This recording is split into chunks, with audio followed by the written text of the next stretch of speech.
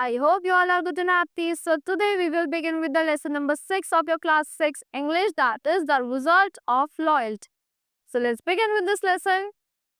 Once there lived a farmer and his wife in a village. एक बार एक farmer और एक village में उनकी wife रहती थी.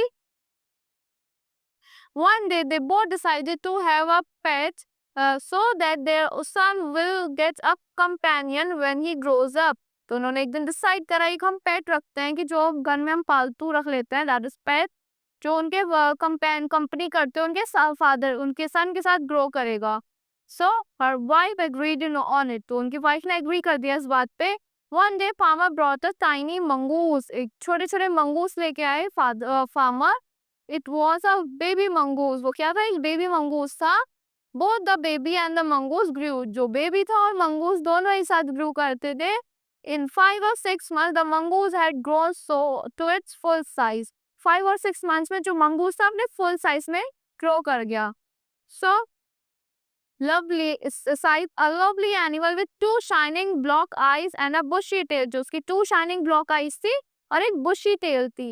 But farmer's son was still a baby cradle. उसका जो farmer का son थे वो आज भी एक baby की तरह थे. बेबी थे. Sleeping and frying alternative. Sleep सोते रहते थे और फ्राई करते थे अचानक बार बार. One evening the farmer's wife wanted to go to the market. एक दिन इवनिंग में फार्मर की वाइफ ने क्या चाहा कि मैं मार्केट जाऊं.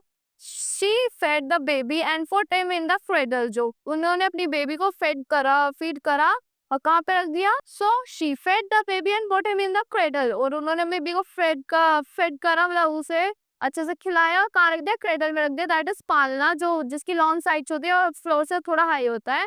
Baby is bad, that is known as baby is bad.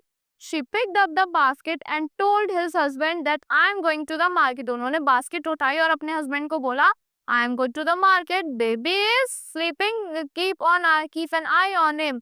जो बेबी है वो सो रहा है, एक आई उस पे रखना, उस पे नजर रखना, उसकी देखभाल करना. Farmer replied that you don't worry mongoose, you don't worry, mongoose is a friendly animal. तुम वरी मत करो, मंगूस क्या एक फ्रेंडली एनिमल है. He will keep an eye on our baby. वो एक हमारे बेबी पे आई रखेगा, मतलब उसका ध्यान रखेगा. The wife went away and the farmer having nothing to do in the house decided to go out and take a look at his field.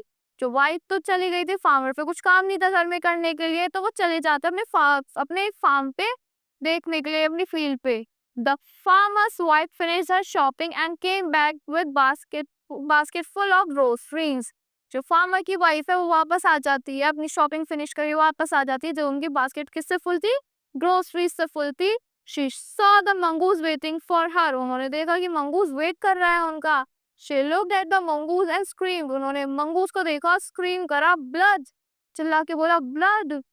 The face and paws of mongoose was smeared with blood. जो face था और mongoose के जो पाव थे वो किसमें पूरे हुए सने पड़े थे? ब्लड में.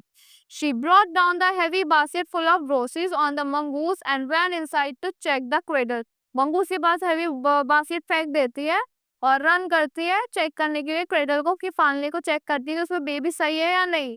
The baby was fast asleep, but on the floor there lay a black snake, torn and bleeding.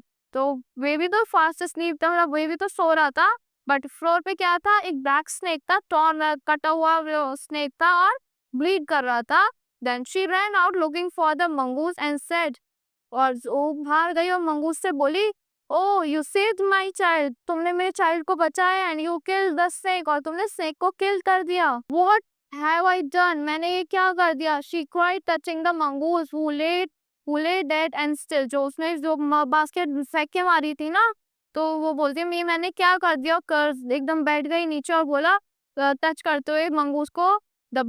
She cried, touching the mongoose who lay dead. वो जो मतलब डेड हो गया था, स्टिल मतलब रिमेन एग्जिस्ट, मतलब खत्म हो गया था. She stared long at the mongoose, then she heard the baby crying.